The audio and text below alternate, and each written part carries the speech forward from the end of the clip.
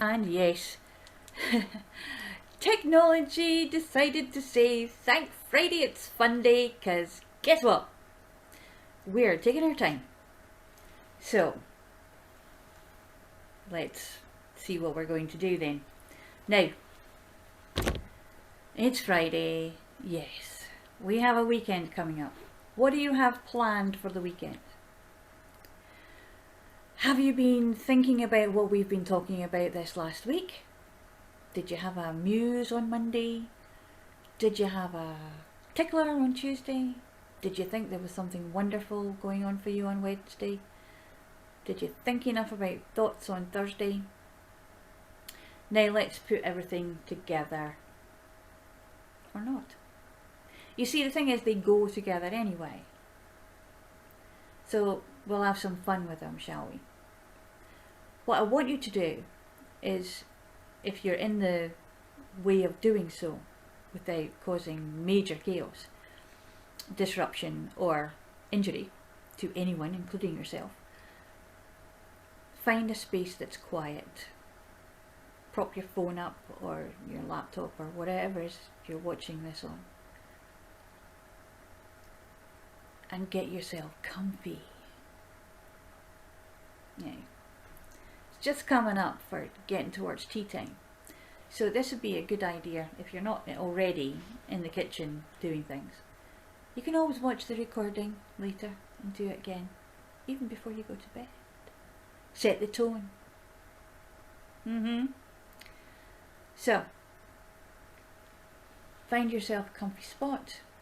Now, when I say comfy, I don't mean like that, okay? Being comfortable has its own discipline when it comes to breathing on purpose. And we're about to do some breathing on purpose. Now, it's wonderful that your universal mind actually does all this for you, usually. But now consciously you're going to be aware of your breathing. And consciously you're going to do it on purpose. Because I want you to understand how much control you can have over where you are and what you're doing. So, in Nepalese shamanism, there's moon cycle breathing and sun cycle breathing. But we'll go into that another day.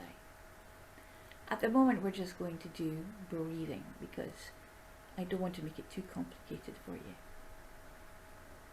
It's actually complicated enough, which is why your universal mind does it for us. So, comfy. Telly off, other binging and bonging things off. You could even get the children to try this one out to see if they can manage to breathe on purpose too. Good luck with that. Now, hands on the knees, legs uncrossed, feet flat on the floor.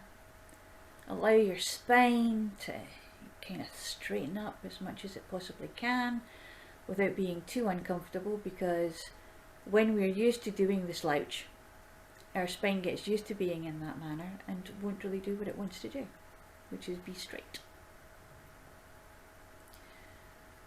Now, drink your water. Optional.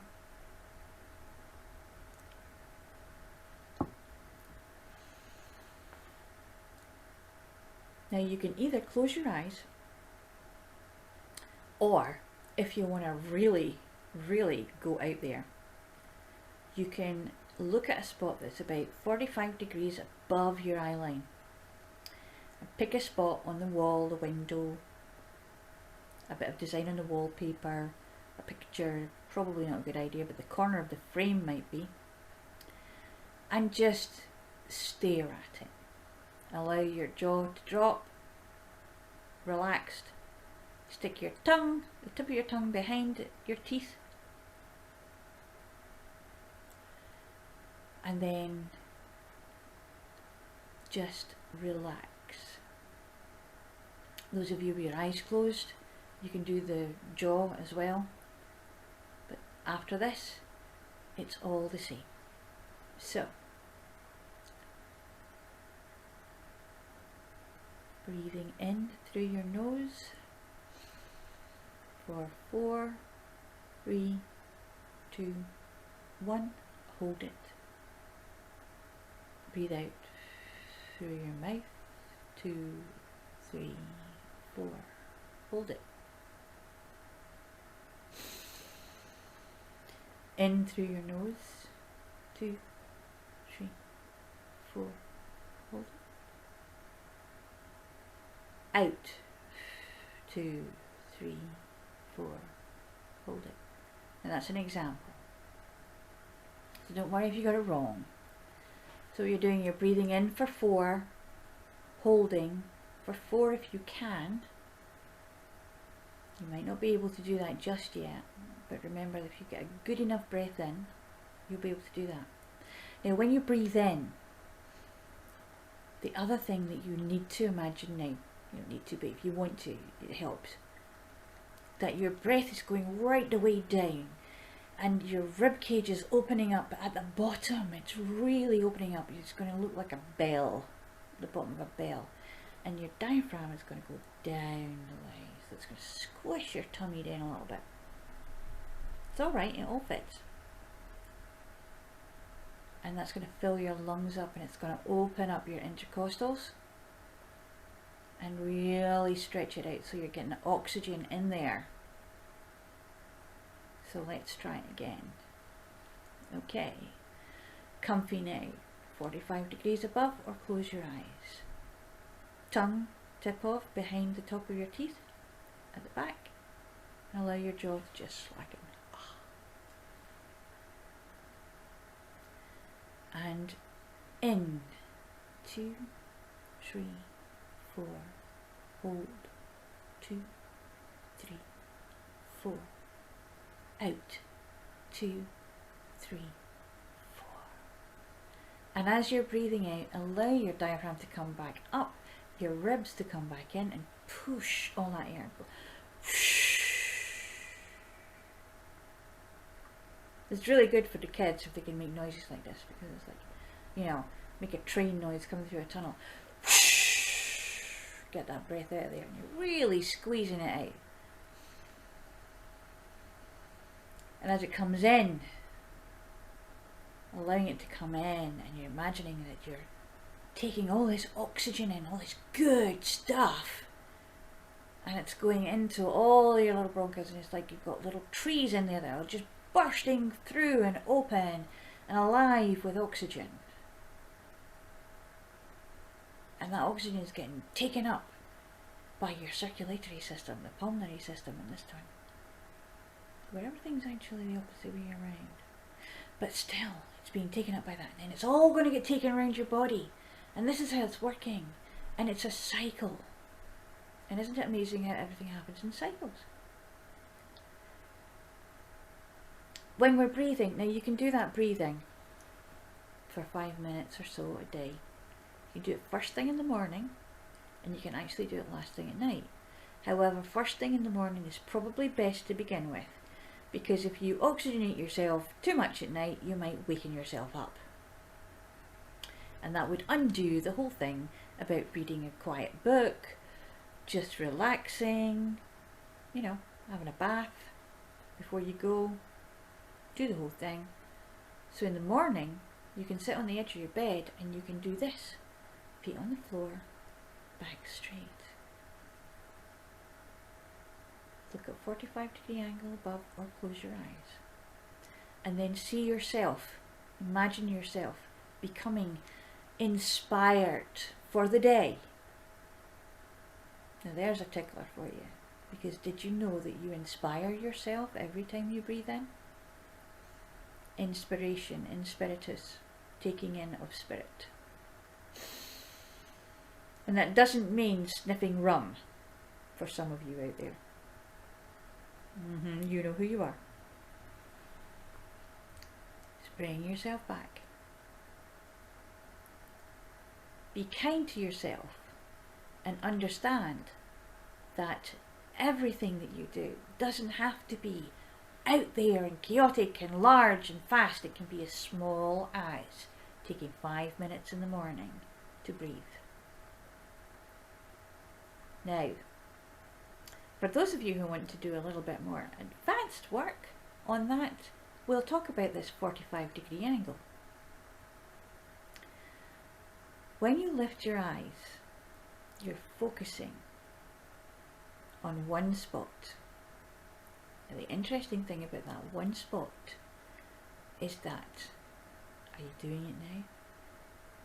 Because if you're doing it now, you might start to realise that actually you're beginning to see things that are more to the side of you. Either side, without moving your eyes at all. Just keep staring at that one spot, and suddenly you have vista vision. Your visual range will start to widen, and you'll be able to understand that you have the ability to see things that you weren't even looking at before, to comprehend things. And isn't it wonderful? And there's a Wednesday wonder for you, what your eyes can actually see and what you choose to ignore. And there's a thought for you. So my challenge to you is, for this weekend, is in the morning, when you get up, allow yourself to sit in bed or lie in bed before you even think about getting out of bed. And this is for tomorrow.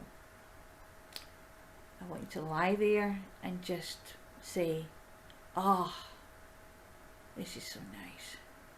It's that nice toasty warm, perfect moment where I am at the perfect temperature and everything is just snuggly, and it's here right now that I can manifest a lovely day. A day full of laughter and joy, and any challenges that come up will be met in a calm, serene way. And then get up gently, put your feet to the floor, sit and do the breathing. Imagine yourself taking in inspiration. I'm inspiring myself. 3, 4, hold. 2, 3, 4. I'm inspiring myself. I am full of inspiration. And when you're full of inspiration, it's amazing how many things that can come at you during the day that you can take on with calmness and serenity. And I'm not going to say that it's like a magic wand and that you can do it just like that. Because like everything else, it does take a little bit of practice. But it can be fun doing it. And it can be fun getting your partner to try, to help you along with it, because if the two of you are doing it, wow, I wonder what could happen then. Now, if it's too hard to hold your breath for 4, when it's in or out, don't do it. There is no need to be going to just getting ridiculous and turning blue and then falling over because you want to hold your breath for 5 seconds. Don't. Do it for 2. Do it for 1. Don't do it at all. Just breathe. But breathe on purpose. Understand that you're actually feeling your ribs widen, expand. Fill your lungs with air. Inspire yourself. See what happens. And remember, write it down. Get that journal we were talking about, and just anything that comes into your head, which can be fun when you're looking at it later and you're like, what the hell was I on about there? But it's about getting it out on paper. It's about practicing. It's about getting into the way of being and doing. Now the next thing that I'd like you to do is for tonight. Before you go to bed tonight, remember to do things calmly. Remember to tell yourself that you can have a good, restful sleep, that you will wake refreshed in the morning, and that you will remember to give yourself a little talking to before you get up. Understand that weekends are there for rest and recuperation. Yes, for some of us it's also still work, but it doesn't have to be heavy lifting work, if you know what I mean. And it's also a time to remember, particularly when we're in lockdown, particularly when we have this stuff going on, when there seem to be even more pressures on our time and people wanting more of our time, that we have to remember to keep some of our time for ourselves. You have the right to be selfish, just a little bit. Because remember the aeroplane analogy. When those masks come down, there's no point in trying to give it to somebody else first. Because if you don't take that mask first, you're an absolute useless lump on the chair, unable to help anyone, not even yourself. So remember that. Be aware of that. Be good to yourself. Now, next week, I'm going to be doing things, hopefully, in a more timely fashion, and in the morning. So we're going to be starting off the day with a little bit of breathing, and a little bit of musing, and a little bit of tickling, and a little bit of wonderment, and a little bit of thoughtfulness, and a little bit of fun. Now, one of the fun things that you can do this weekend, I want you to go to YouTube. And I want you to look up David Bowie's Laughing Policeman. Laughing Gnome. You can actually look up the Laughing Policeman as well. That is hilarious. And I defy anybody not to laugh when they're listening to the Laughing Policeman. And it's actually a form of yoga. Laughter yoga. You may not have heard of it, or you may have heard of it and thought, that's too weird, it's not going to happen. It actually does. It is a thing, but you can do it by just laughing and allowing yourself to laugh until you cry even, because it's getting stuff out. Laughter is kind of space clearing.